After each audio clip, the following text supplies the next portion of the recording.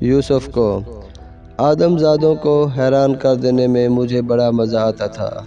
اس کا تفصیل ذکر میری سرگزشت میں آئے گا۔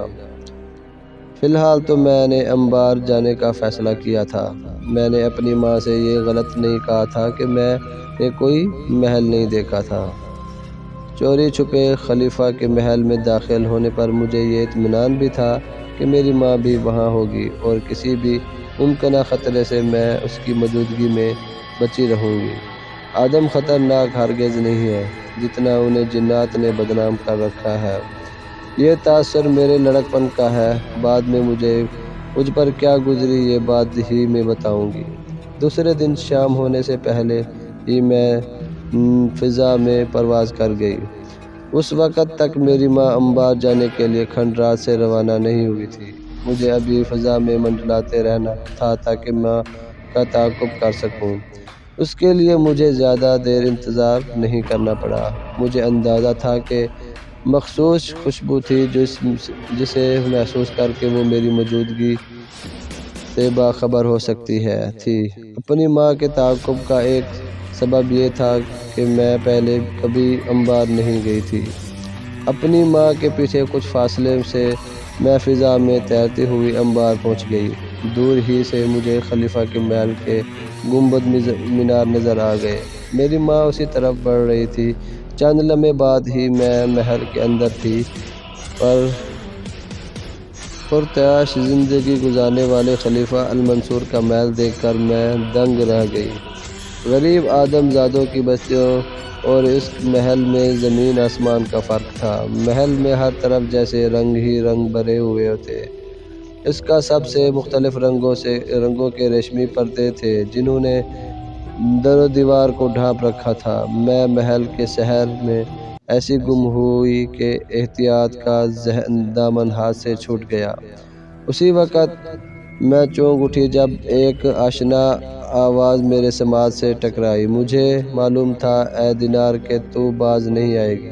یہ میری ماں سلوبہ کی آواز تھی۔ ماں میں اکلا کے رہ گئی۔ میرے ساتھ ساتھ رہ، میری ماں نے کہا۔ تو جو کچھ دیکھے اور سنے اس پر کسی تبصرے کی ضرورت نہیں۔ میں ایسا ہی کروں گی۔ میں نے یقین دہانی کرائی۔ کاش تو مجھے ادھر آتے ہوئے راستے میں نظر آ جاتی تو میں تجھے واپس بھیج دیتی۔ مگر اب کچھ نہیں ہو سکتا۔ میری ماں کے لہجے میں تعصب تھا۔ میں کچھ نہیں بولی اور خاموشی سے اس کے ساتھ محل کے دیوان خاص میں پہنچ گئی۔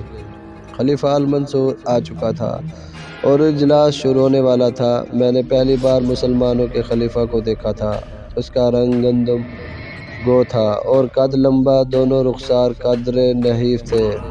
مجموعی طور پر اس کی شخصیت متاثر کن نہیں تھی، لیکن جب وہ کچھ دیر بعد بولا تو میری رائے بدل گئی۔ اس کی بھاری گونجدار سی آواز میں بڑا رعب و دبدبہ تھا، یوں ایسے جیسے خلیفہ ہونے کا پوری طرح احساس ہو۔ اسی اجلاس میں مجھے معلوم ہوا کہ خالد بن برمک ہی کی تجویز پر خلیفہ نے اس کے بتائے ہوئے مقام کا جائزہ لینے کے لیے کچھ لوگوں کو بھیجا تھا۔ وہ اب بھی اسی اہم اجلاس میں موجود تھے۔ جو وفد بھیجا گیا تھا اس کے نگران موسیٰ بن کعب نے خلیفہ المنصور کے پوچھنے پر بتایا، وہ ایک ایسا مقام ہے جہاں پر کشتیوں کے ذریعے شام، مصر، مغرب کے مختلف شہروں سے رسد آ سکتی ہے، نیز چین، ہند، بصر، دیگر بکرم، روم اور موصل سے دریا کے راستے ارمینہ سے اور اس کے ملحقات سے غلہ بخوبی پہنچ سکتا ہے۔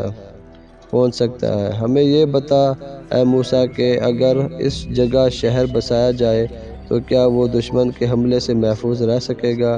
خلیفہ المنصور نے سوال کیا۔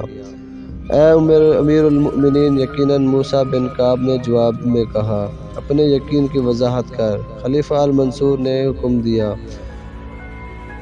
جسور پل اور قناطیر جو چیز پانی پر اترنے کی غرض سے بنائی جائے، مثلاً پل بتانے لگا، جب آپ ان کو منقطع کر دیں گے تو دشمن بے بس ہو جائے گا۔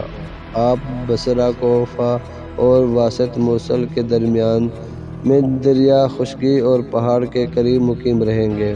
ہمیں یوں لگتا ہے کہ اس جگہ ایک ایسا شہر تعمیر ہونے والا ہے جو صدیوں قائم رہے گا۔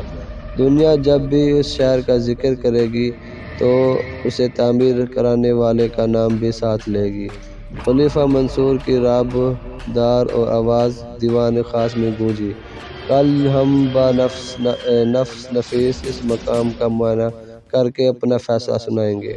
اگر ہمارا فیصلہ وہاں شہر بسانے کے حق میں ہوا تو کل ہی موقع پر سب کو آگاہ کر دیا جائے گا۔